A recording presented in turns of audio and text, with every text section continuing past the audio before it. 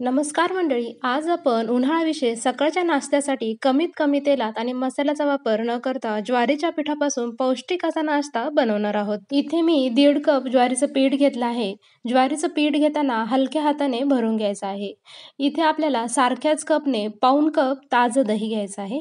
दही आंबट घ्यायचं नाही. सोबतच आपल्याला 1 चमचा भरून बेसन पीठ इथे घ्यायचं आहे. हे सर्व साहित्य एकत्र करून घ्यायचं आहे. दही घातल्याने नाश्ता मऊ लुसलुशीत होतो. आता आपल्याला यामध्ये थोडं थोडं पाणी घालून बॅटर तयार करून घ्यायचं आहे. थोडं थोडं पाणी घालून डोस्याच्या बॅटरसारखं बॅटर आपल्याला तयार करून घ्यायचं आहे. आपल्याला डोसे करायचे नाहीये तरी सुद्धा डोस्याच्या बॅटरसारखीच कन्सिस्टन्सी ठेवायची आहे. तुम्हाला माझ्यापेक्षा कमी किंवा जास्त पाणी लागू शकतं, कारण काही ज्वारी कमी पाणी शोषून घेते तर काही जास्त. मला आत्तापर्यंत 1.5 कप एवढं पाणी लागलं आहे.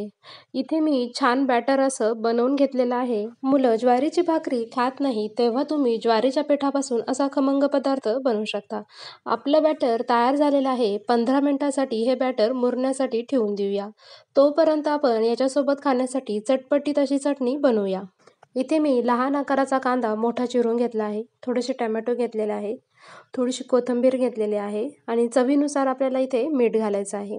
1 चमचा साखर घातली आहे आणि मिक्सरमध्ये वाटताना 1 हिरवी मिरची कट करून आपण ती सुद्धा यामध्ये वाटून घेतली आहे.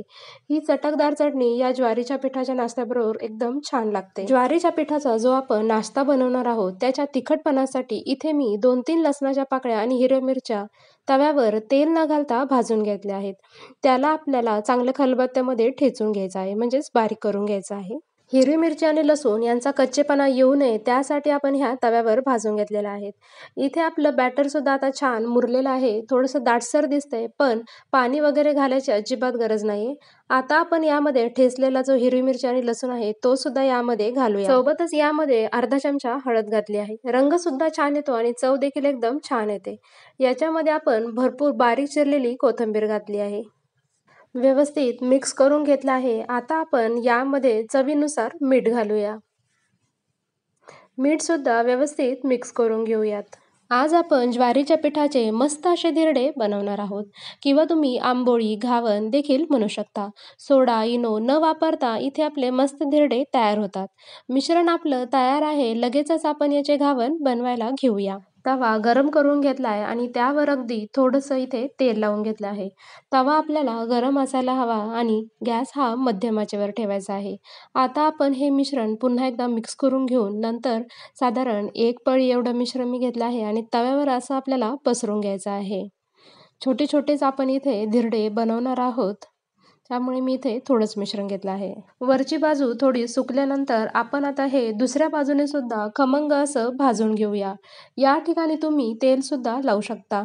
हे ज्वारीच्या पिठाचे धिरडे खायला एकदम अप्रतिम लागतात आणि त्यासोबत जी आपण चटणी बनवली त्यासोबत तर एकदमच मस्तच लागतात. हे ज्वारीच्या पिठाचे घावन उन्हाळ्यामध्ये सकाळच्या नाश्त्यासाठी एकदम छान आहेत.